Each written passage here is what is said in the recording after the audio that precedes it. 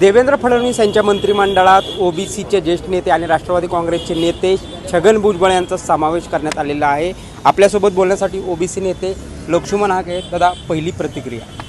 मी माननीय मुख्यमंत्री देवेंद्र फडणवीस साहेबांचं आभार व्यक्त करेन की ओबीसीच्या बाबतीमध्ये ठाम भूमिका घेणारा, संविधानिक भूमिका घेणारा, 300-400 जातीच्या बाजूनं बोलणारा माणसाला तुम्ही मंत्रिमंडळात स्थान दिलंय। आम्ही एका बाजूला समाधानी आहोत, पण ओबीसी चळवळीसमोरचं खरं आव्हान आहे ते पंचायत राजच्या निवडणुका, नगरपालिका असतील, महानगरपालिका असतील, कॅन्टोन्मेंट बोर्ड असतील, पंचायत समिती, जिल्हा परिषद, यामध्ये जो खरा ओबीसी आहे, जो बलुतालुत आहे, ज्याच्या बाबतीमध्ये सोशल डिस्क्रिमिनेशन झालेलं आहे, सामाजिक भेदभाव झालेला आहे, ज्याच्या बाबतीमध्ये सामाजिक अन्याय झालेला आहे, त्या माणसांचं प्रतिनिधित्व म्हणजे ओबीसीचं रिझर्वेशन।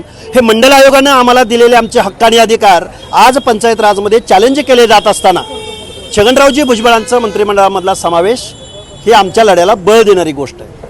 आमच्या समोरचं जे आव्हान आहे येऊ घातलेल्या निवडणुकांमध्ये बोगस सर्टिफिकेट्सद्वारे अर्लियर करेक्शनच्या माध्यमातून जे बोगस लोक ओबीसी आरक्षणात घुसखोरी करून निवडणुकीला उभे राहणार आहेत ते आमच्या समोरचं चॅलेंज आहे। त्यासाठी आम्ही नांदेड ते मुंबई लाँग मार्च काढत आहोत। ओबीसीच्या हक्क आणि अधिकाराच्या बाबतीमध्ये ओबीसींना एकत्र करण्याचा प्रयत्न करत आहोत।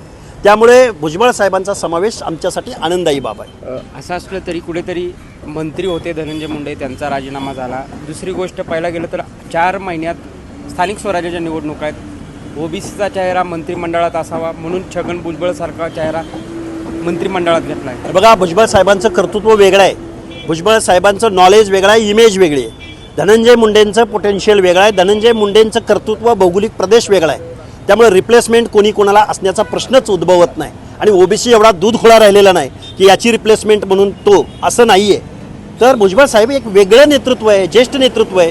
त्यामुळं आणि येऊ घातलेल्या काही दिवसामध्ये धनंजय मुंडेसुद्धा मंत्रिमंडळात असतील, हे वास्तव आहे। कुठेतरी पंतप्रधान नरेंद्र मोदींपासून मुख्यमंत्री फडणवीस यांच्यापर्यंत सगळ्यांचे फडणवीस साहेबांनी आभार मानलेले आहेत। पक्षातले नेते असतील, अजितदादा असतील, तटकरे साहेब असतील किंवा प्रफुल्ल पटेल असतील, यांचं कशा पद्धतीने बघता याच्याकडे? खरं सांगू का, राष्ट्रवादी ही कधीच भाजपमध्ये झालेली आहे, राष्ट्रवादीनं सत्तेत कधीच समावेश झालेले आहेत। मग शरदचंद्रजी पवार असोत, जयंत पाटील असोत, सुप्रियाताई असोत किंवा अमोल कोल्हे, कोणी असो, हे सगळे भाजपमध्ये झालेले आहेत। नाव फुले शाहू आंबेडकरांचं सत्तेशिवाय जगू शकत नाहीत, कधीही हे सामान्य माणसाची चळवळ, लढाई ते लढू शकत नाहीत, हे वास्तव आहे।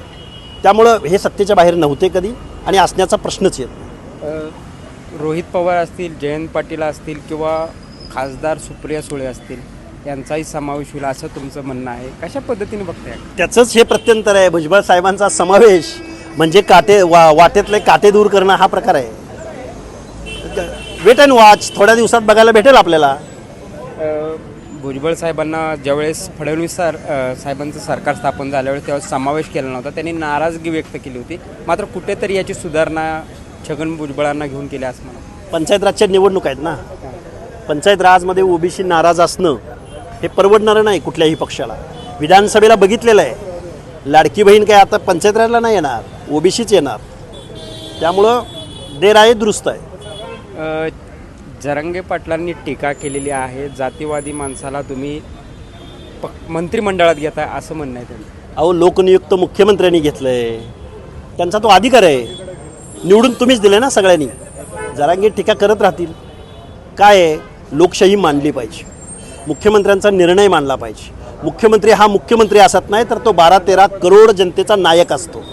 हे लोकशाहीचं बेसिक तत्त्व आमच्या जरांगे पाटलांनी थोडंसं अभ्यासून घ्यावं। आता उपोषण नाही, काय नाही, जरा अभ्यास करावा थोडंसं। नागरिकशास्त्राचं एक पुस्तक मी त्यांना पाठवतो, त्या नागरिकशास्त्राच्या पुस्तकामध्ये लोकनियुक्त प्रतिनिधींचं, मुख्यमंत्र्यांचं, मंत्रिमंडळाचे निर्णय हे कुणाला बांधील असतात, कोण लोक उत्तरदायी असतात, हे बेसिक तत्त्व असलेलं, लोकशाहीची बेसिक तत्त्व असलेली काही पुस्तकं मी येत्या काही दिवसामध्ये जरांगे पाटलांना पोस्टानं पाठवत आहे। कुठेतरी त्यांनी अजित दादांना पण सल्ला दिला किंवा इशारा दिलेला आहे की तुम्हाला येणारे परिणाम भोगावे लागतील। विधानसभेला भोगले म्हणून तर ते उपमुख्यमंत्री झालेत ना, भोगले ना परिणाम विधानसभेला। जरांगेंचे परिणाम देवेंद्र फडणवीसांनी पण भोगले, ते मुख्यमंत्री झालेत। त्यामुळे जरांगेने थोडंसं आत्मचिंतन करावं असं माझा मित्र म्हणून त्यांना सल्ला असेल। कुठेतरी आता तुम्ही राष्ट्रवादी एकत्र येणार म्हणतायत, मात्र इकडं काँग्रेस असेल, शिवसेना असेल, कशा पद्धतीने बघता या पक्षांकडे तुम्ही? काँग्रेसला खूप काम करावं लागेल आणि उद्धव साहेबांबद्दल सहानुभूती वाटते. ज्या वंदनीय बाळासाहेब ठाकरेंनी महाराष्ट्र उभा करायचा प्रयत्न केला, ज्या बाळासाहेब ठाकरेंनी गावगाड्यातल्या 18 पगड, त्याची जात बघितली नाही कधी बाळासाहेबांनी तो कारखानदार आहे, किती पैसेवाला आहे, कोण जहागीरदार आहे, हे कधीही बघितलं नाही. जो माणूस लढला, जो माणूस रस्त्यावर उतरला, त्या माणसाला तिकीट दिली. नगरसेवक, महापौर, आमदार, खासदार, देशाच्या सभापतीपदापर्यंत सामान्य माणसं बाळासाहेबांमुळे गेली. खरा महाराष्ट्र उभा करायचं काम बाळासाहेबांनी केलं. आज दुर्दैवाने हे म्हणावंसं वाटतं की 70-75 आमदार एका इशाऱ्यावर निवडून आणणारी शिवसेना 17-18वर येऊन अडकले. हो, हे सहानुभूती वाटते उद्धव साहेबांबद्दल. उद्धव साहेबांनी अजूनही महाराष्ट्राची भूमिका घ्यावी, शरदचंद्र पवारांची नाही.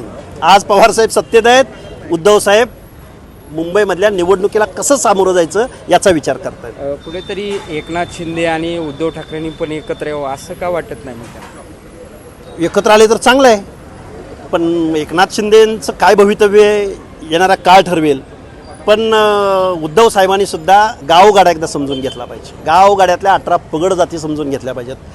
महाराष्ट्र म्हणजे काय आहे हे निवडून आलेल्या लोकांच्या बापांची जागीर आहे. महाराष्ट्र म्हणजे, अरे महाराष्ट्र बलुता आलूत आहे. महाराष्ट्रामध्ये आजही भटक्या विमुक्तांना घर उपलब्ध होत नाही.